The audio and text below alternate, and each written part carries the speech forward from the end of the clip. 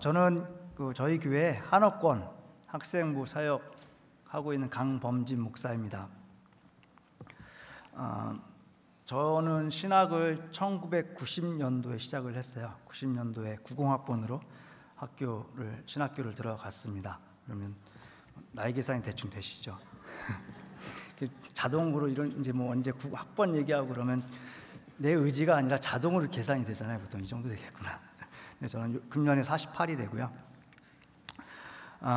그때 신학교에 들어갔는데 신학교 1학년을 마치고 이제 추운 겨울날에 제가 다니던 교회에 제가 가는 길에 굉장히 좀 충격적인 모습을 제가 목격을 했어요. 저희 교회가 좀 규모가 있고 좀 교회 마당이 있는데 그 마당 들어간 입구에서 관리하신 집사님께서 어느 한 여자분을 손으로 막 밀어내고 계셨어요.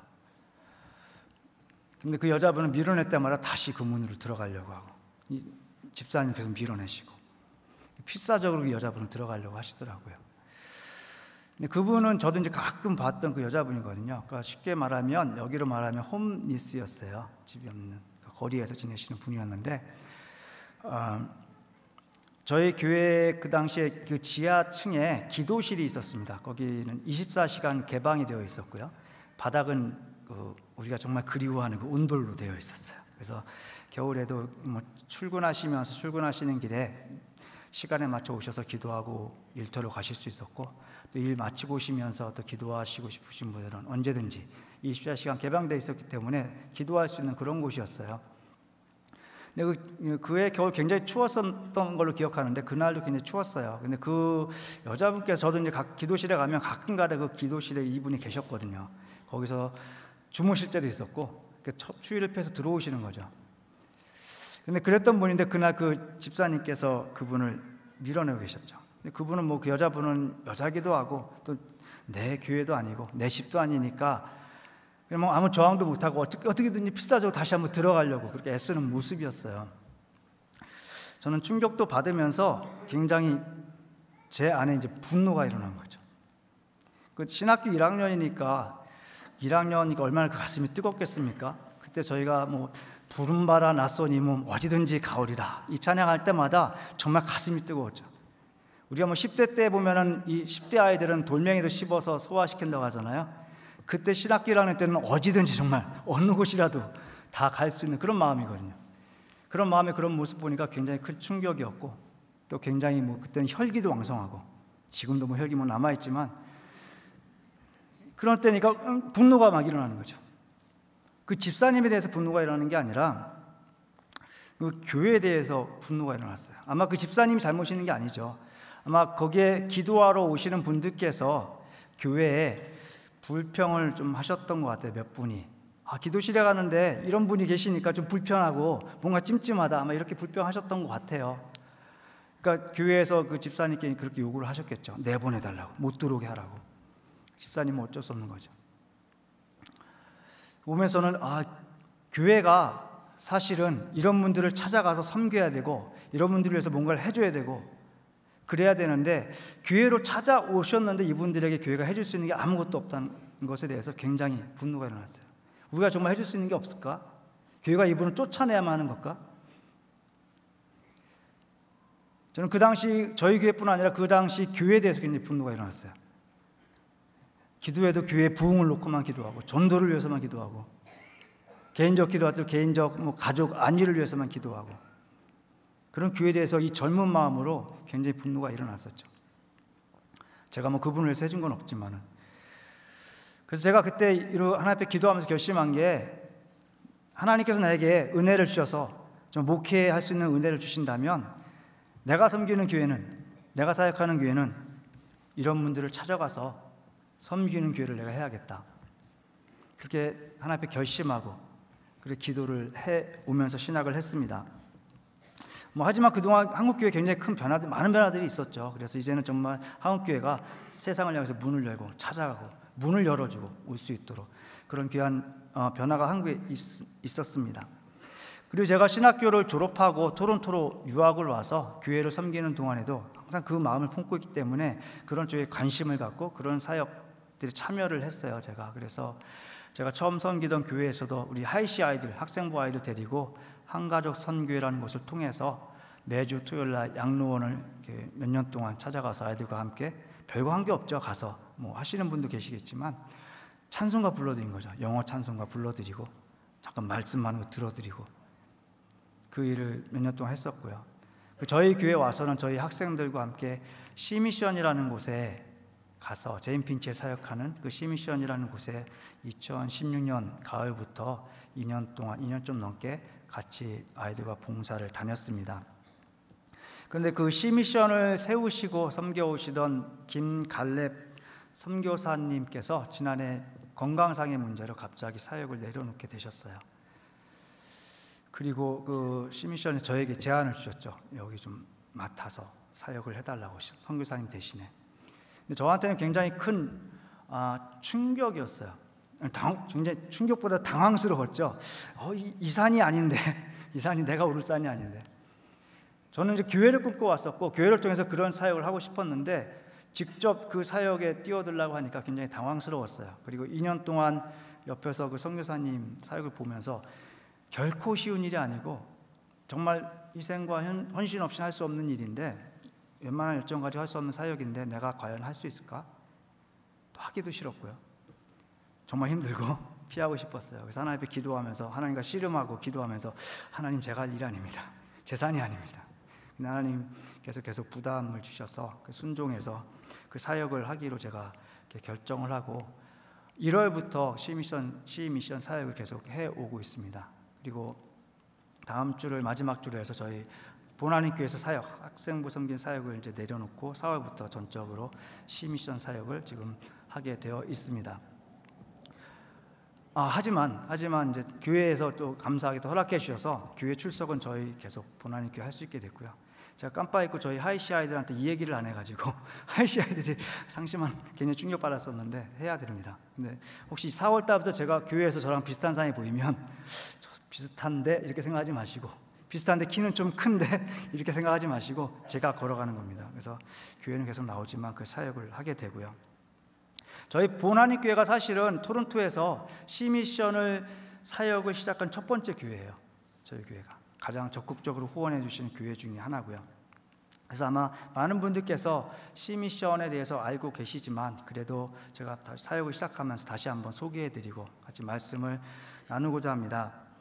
시미션은 SEA인데요. 그래서 저희가 시미션 부르니까 저도 들어가서 한참 동안 그렇게 생각했는데 이게 무슨 뜻인가, 그렇죠? 바다하고는 전혀 상관이 없고요. 그러니까 선교사님께서 등록하실 때 S.E.A.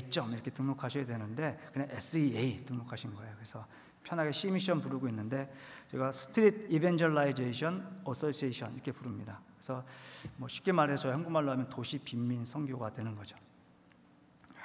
김갈렙 선교사님께서 처음에 2005년도에 교도소 선교를 처음에 사역을 시작하셨어요. 그래서 교도소를 방문하셔서 재소자를 만나시고 그분들 상담해 주시고 또 기도해 주시고 말씀 나누시고 그렇게 사역하시다 보니까 이 가장이 여기 교도소에 들어와 있는데 남은 가족들 어떻게 되는가 그 생각이 드신 거죠. 그래서 그 남은 가족들을 돌보는 사역을 시작하셨고 하시다 보니까 이 가장이 여기 들어가 있으니까 이 가정에 있는 자녀들이 그 모습 보면서 그런 환경에 자라면서 또 그 길을 가게 되는구나, 그런 악순환이 계속되는구나, 그걸 보신 거죠. 그래서 내가 토론토의 이 제인 핀치라는 지역에서 이 아이들을 섬긴, 이 가정을 섬긴 사역을 시작해야겠다 그렇게 결심하시고 이 제인 핀치라는 지역에서 자리를 잡으시고 사역을 시작하신 겁니다.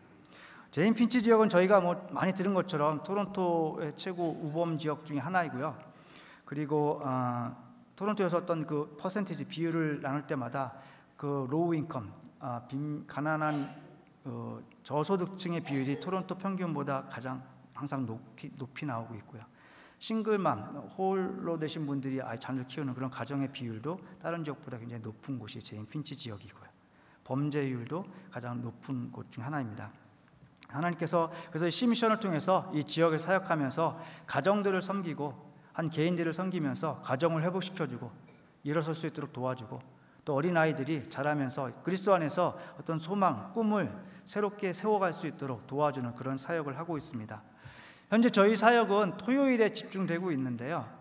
크게 두 가지로 저희가 나눠서 하고 있어요. 하나는 저희가 미러클 주니어 클럽이라고 부르는 사역인데요.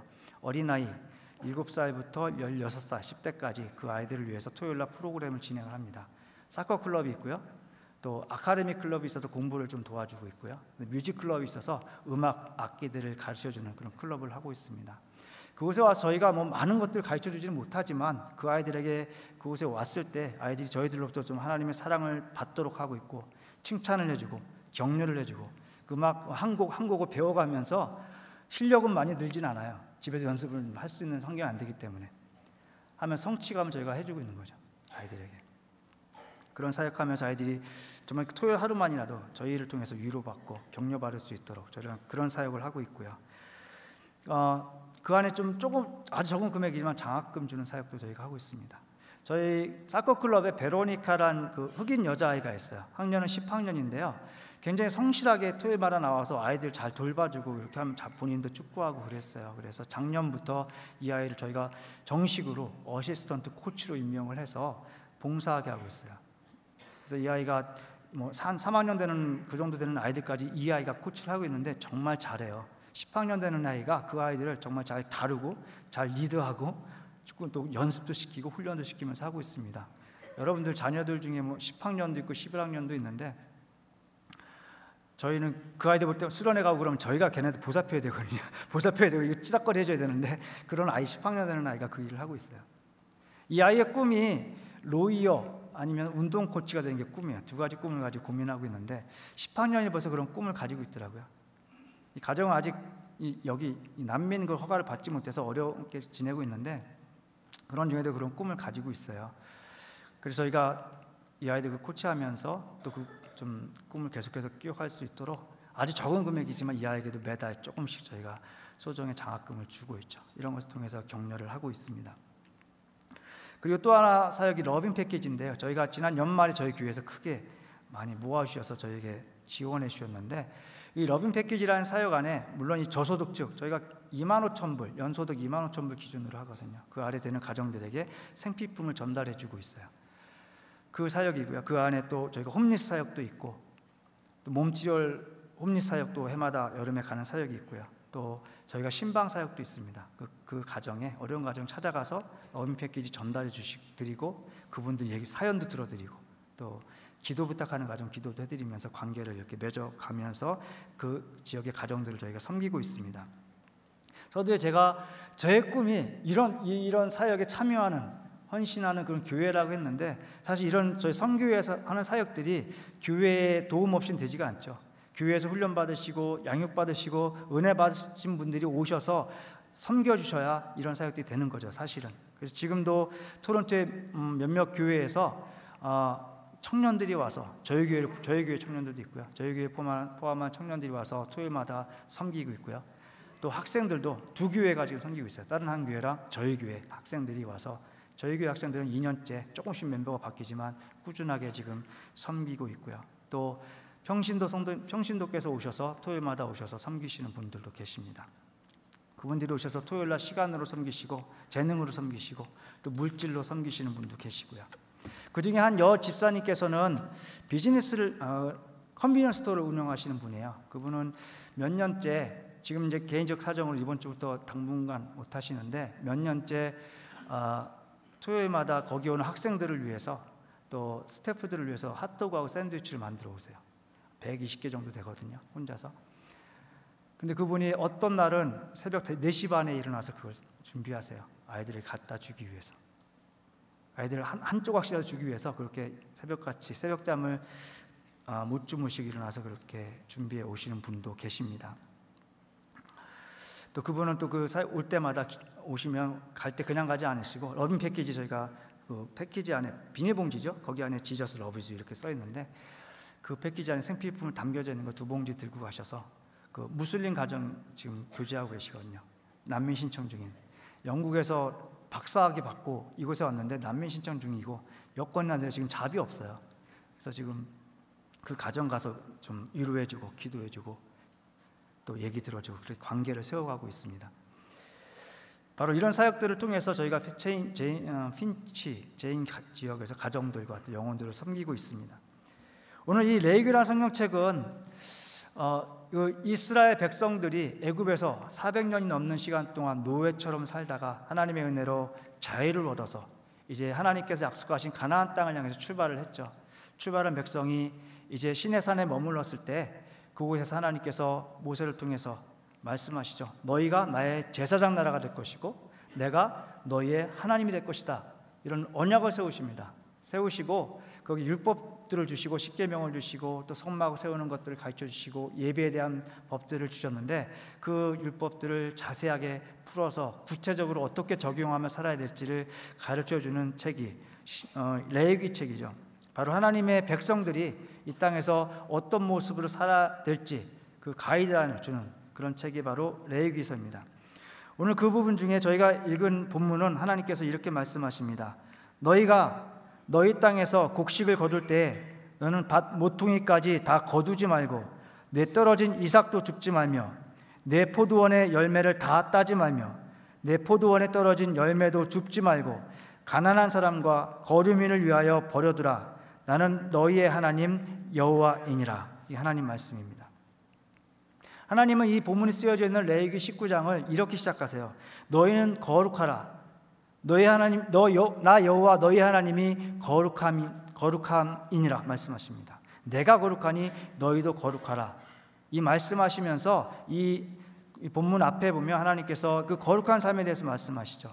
그래서 부모를 경외하는 것, 안식일을 지키는 것, 하나님 앞에 예배드리는 것, 우상을 금지하는 것, 하나님 앞에 어떻게 서야 될지 가르쳐 주세요. 그게 거룩이라고 말씀하시죠. 그러나 하나님은 거기서 멈추지 않고 이제 이 9절부터 이 본문부터는 그 뒤에까지 계속해서 우리가 또 하나님뿐 아니라 세상에서 어떻게 거룩한 삶을 살아야 되는지에 대해서 말씀해 주십니다.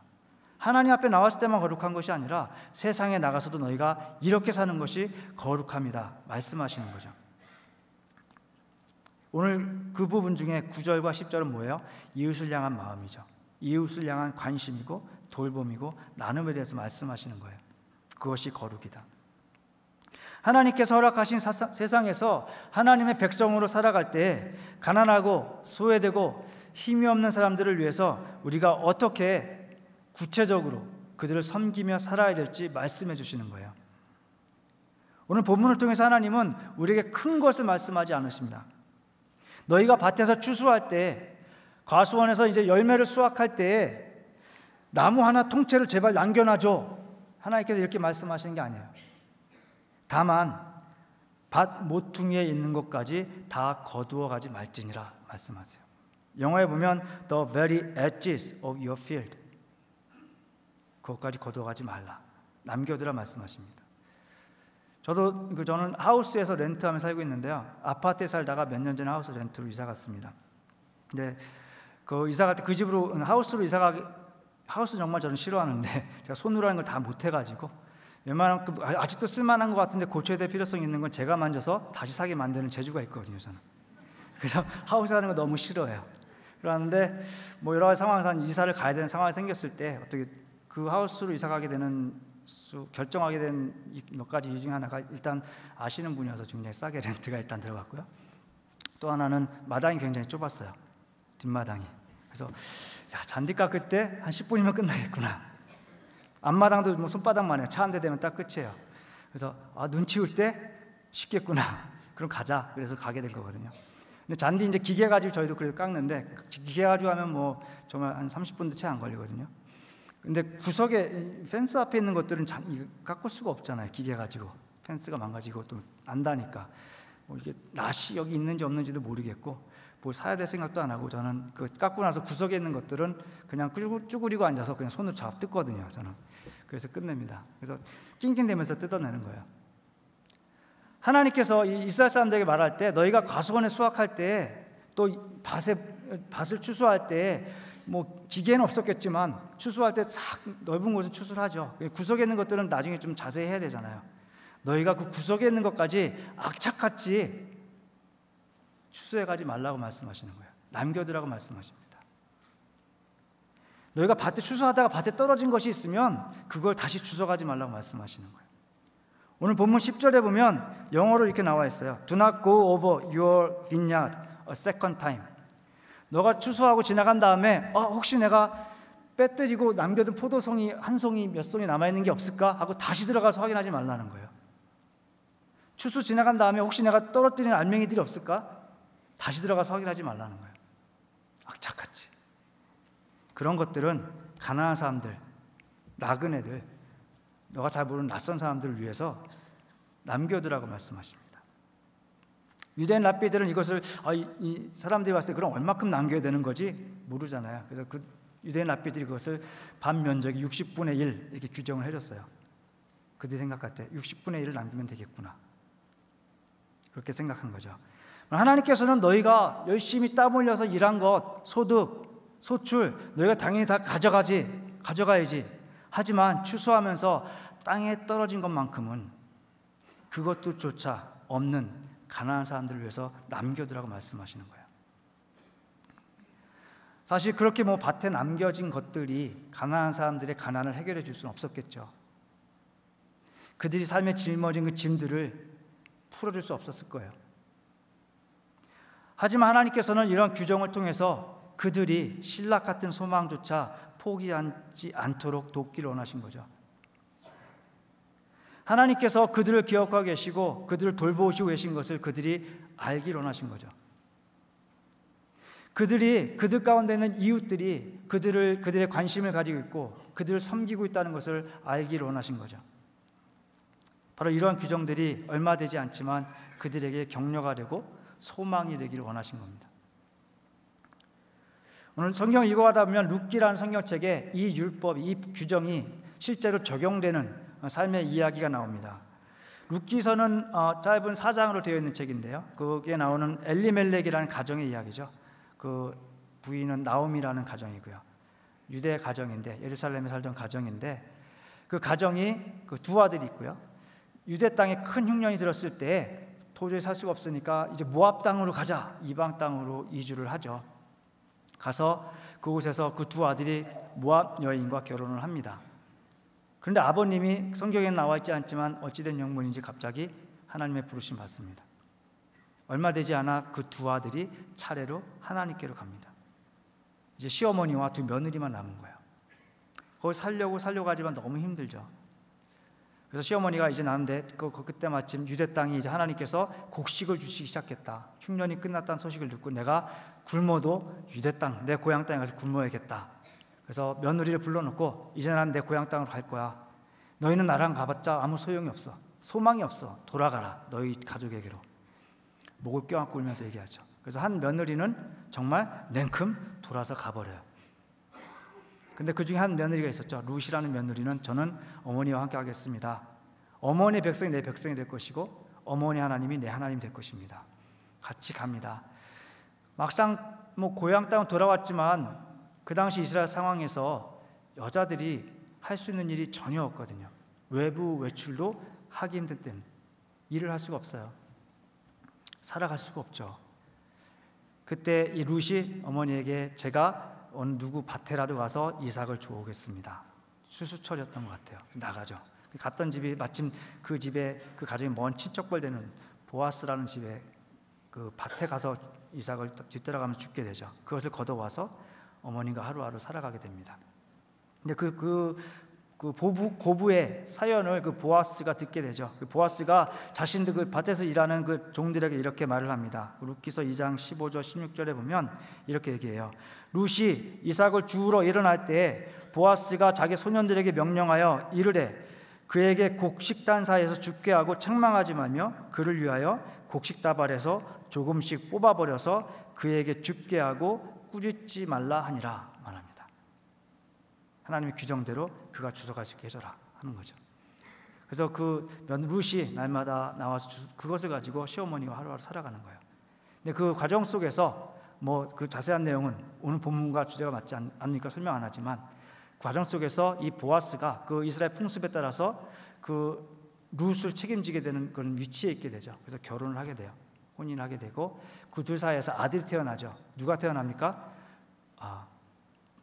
죄송합니다. 질문해서 제가 하이시에 사던 버릇이 가끔 나와서 하이시에 있으면 제가 설교하면서 한 10번은 질문하거든요. 근데 누가 태어나죠? 저도 잊어버렸습니다. 오벳이라는 아들이 태어나죠. 오벳이라는 아들이 태어나는데 오벳이 누구예요? 다윗 왕의 할아버지죠. 물론 모든 하나님의 일들 속에서 이런 일이 일어나는 건 아니지만 그 규정을 통해서 하나님께서 한 가정을 소망을 끊지 않으셨고 가정을 살리셨고 구부를 맺어주셨고 그것을 통해서 하나님께서 약속하신 메시아의 혈통을 하나님께서 이어가셨다는 거예요. 하나님의 베푸시는 이 한 사랑의 그 사랑의 규정이 한 가정의 소망을 지켜주셨고 살아갈 수 있도록 해주신 거예요. 또 더 나아가서 그 규정대로 실천했던 한 사람의 그 실천과 순종함을 통해서 하나님께서 일을 하시는 거죠. 하나님의 나라의 일을 하나님께서 하신 거예요. 우리 하나님의 말씀에 따라 이렇게 순종하는 삶이 우리는 모르는데 하나님의 일을 하게 된다는 겁니다. 이 제인 핀치 지역에도 그런 가정들이 꽤 많이 있어요. 저는 신문에서 이 봉사 나가기 전에 신문에서 토론토에 뭐 로우 인컴 가정이 몇 가정이다 몇 명이다 이렇게 나오잖아요. 가끔마다. 그러면 에이 다 딴 주머니 있겠지. 설마 저만큼 되겠어. 그렇게 생각했던 사람 중에 하나예요. 저도 믿지 않았거든요. 근데 가니까 그만큼 되는지 안 되는지 모르지만 실제로 많이 만납니다. 저희가 특별히 그 토요일 날 또 한 팀은 커피전도 나가거든요. 그 제인 핀치에 복음 전화 나가는 것보다 저희 시미션이라는 것을 소개하러 나가요. 나가서 우리 통해서 이런 서비스를 받을 수 있게 소개를 합니다. 거기에서 얼마 전에 그 싱글맘을 만났죠. 쉽게 말해서 가장이 몇 달 전에 돌아가시고 본인은 그 장애인 연금 받으며 살고 있어요. 자녀 아이들이 5이에요. 5들이 살고 있어요. 근데 영어를 이상하게 거기에 사는 분들이 여자분들이 영어를 잘 못하세요. 뭐 소통하려면 굉장히 어려워요. 그러니까 일을 못 하고 계시더라고요.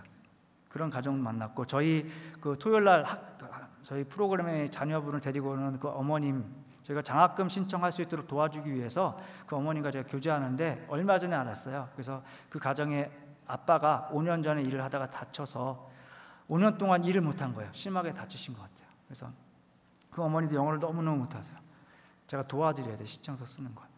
그래서 뭐 이렇게 여차해서 들으면 다쳤기 때문에 정부에서 주는 돈이 있대요. 그 뭐 아마 WSIB나 뭐 다른 CBP나 뭐 그런 것 같아요. 그게 한 900불 넘게 나온대 한 달에. 그리고 자녀 아들이 둘 있는데 차일드 텍스 베니핏 한 1,000불 좀 넘게 나올 것 같아요. 그래서 한 달에 2,000불 좀 넘게 나온 거 가지고 렌트비 내고 나머지로 이제 살아가고 계시더라고요. 저희가 제인 핀치에 섬기는 가정들이 바로 이런 가정들이거든요. 이런 가정들 여러분께서 저희 교회 저 입구에도 있는데 러브 패키지 갖다 주시는 거 저희가 잘 포장해서 전달해 드리고 있는 거예요. 이런 분들 저희가 돕고 섬기는 사역을 하고 있는데 그렇지만 저희는 선교 단체거든요. 저희가 그냥 그런 부분을 물질을 채우고 그런 부분을 도와주는 사역만 한 게 아니고요. 저희의 정말 궁극적인 목적은 뭐예요? 하나님의 사랑으로 그들을 섬기는 것이고 그들이 하나님의 사랑을 알도록 하는 것이고 결국 궁극적으로 그들이 예수님을 믿도록 하는 거예요. 저희는 그런 사역할 때마다 복음을 전하지는 않지만 선교 단체인 것을 분명히 밝힙니다. 그래서 러브 패키지에도 지저스 러브스 유 무슬림 가정 갖다 주는데도 그런 패키지 담아서 갖다 주고 있고요. 그런 사역을 위해서 저희가 신방 사역을 하는 거예요. 저희 오늘 아이들 자녀들 중에 또 그 가정 방문하기도 하고요. 가면 그분들이 반겨주세요. 반겨주시고 러브 패키지 들고 가는 거죠. 그분들 사연 들어주는 거죠. 사연 들어드리고 어떤 가정은 정말 기도 부탁하는 데도 있고 그렇게 관계를 세워가고 있고요. 얼마 전부터 맘스 클럽이 생겼어요. 저희는 항상 미러클을 붙이는데 미러클 맘스 클럽. 토요일 날 이 어머님들이 아이들을 학교에다 데려놓고서 3시간 동안 거기서 기다리세요. 그냥 힘드시게. 그래서 그분들을 위해서 저희가 만드는 거죠. 티타임을 만들어서 한 클래스룸에서 나누면서 또 뜨개질도 하게 하시고 하면서 어떤 목사님 통해서 그 사역을 해나가고 있어요. 거기서 가정 얘기도 나오고요. 또 크리스찬도 몇 분 계셔서 기도도 시작됐고요. 그런 사역들이 저희가 되고 있고 그런 것을 통해서 저희가 그 제인 핀치 지역에 하나님 나라를 계속해서 확장해가는 그런 궁극적인 비전을 가지고 저희가 사역을 하고 있습니다. 하나님께서는 오늘 말씀을 통해서 우리에게 이런 많은 것을 떼어서 베풀라고 말씀하시지 않습니다. 우리 삶의 영역에 아주 작은 부분을 한 코너를 떼어서 너희 이웃을 위해서 나누라고 말씀하세요. 우리 삶의 어떤 땅에 떨어진 알갱이와 같은 것들, 우리가 매주 벌어들이는 소득 아니면 매달 벌어들이는 소득 중에 아주 작은 피스죠. 우리가 살아가는 한 주일의 삶, 또 한 달의 삶에서 아주 작은 부분을 너희가 떼어서 남겨두라고 말씀하십니다. 우리가 쇼핑할 때 쇼핑하는 목록 중에 아주 한 부분을 그분들을 위해서 남겨두라는 거예요. 바로 이런 것들이 모여서 그분들을 위한 섬김이 되는 것이고 그분들의 저희가 소망을 전달할 수 있게 되는 거죠. 오늘 하나님께서 이런 규정을 주시면서 오늘 본문 마지막에 이렇게 말씀하십니다. 10절 마지막을 보면 이렇게 말씀하세요. 나는 너희의 하나님 여호와이니라. 이런 내가 규정을 주는데 나는 너희의 하나님이라. 이런 규정을 주는 내가 너희의 하나님이다. 바로 이것이 우리가 왜 이런 나누는 삶을 살아야 될지, 우리 이런 것들 남겨두는 삶을 살아야 될지 그런 이유가 되는 거죠.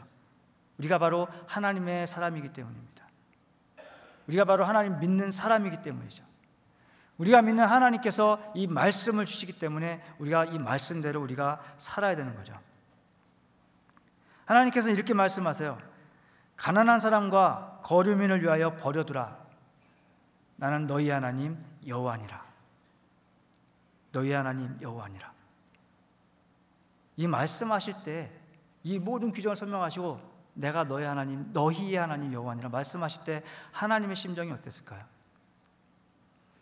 사실 이 규정을 주시는 이때 이스라엘 백성은 아직 하나님께 약속하신 가나안 땅에 들어간 상황이 아니죠. 이제 그 이집트에서 애굽에서 나온 지 몇 달 안 되는 상황이에요. 가나안 땅을 향해서 본격적인 발걸음 여정도 아직 시작하지 않은 단계죠. 그냥 규정을 주시는 거예요. 근데 하나님께서 그 상황에서 이스라엘 백성에게 너희가 가나안 땅에 들어가면 너희 밭에서 나는 소출 중에 이런 것들은 남겨둬라 말씀하시는 거예요. 광야에 있는데요. 이들이 사막에 있는데 이집트에서 챙겨 나와봤자 얼마나 챙겨 나왔겠어요. 꾸려 나온 것들이. 하나님 그래도 말씀하십니다. 더 정확히 말하면 이분들이 어디에 살아야지 살 곳도 정해지지 않은 거죠. 사실은 나그네 삶이죠. 과연 우리가 가나안 땅에 들어가서 정착하고 살 수 있을까? 거기 살고 있는 민족들을 우리가 쫓아내고 자리 잡고 살 수 있을까? 안정되게 살 수 있을까? 그런 고민을 하고 있는데 하나님 이 말씀을 주시는 거죠. 쉽게 말해서 우리가 이 캐나다에 이민 올 때 그나마 있는 재산, 얼마 안 되는 재산 다 이게 정리해가지고 이제 이민 비자 받아서 비행기 티켓까지 공항에 딱 앉아 있는데 하나님 앞에 앞길을 위해서 기도하는데 하나님께서 이 말씀 주시는 거예요. 나는 거기 가서 이 재산 까먹으면 어떡하지? 까먹지 말고 잘 살아야 되는데 그 고민하는데 하나님 이 말씀 주시는 거죠.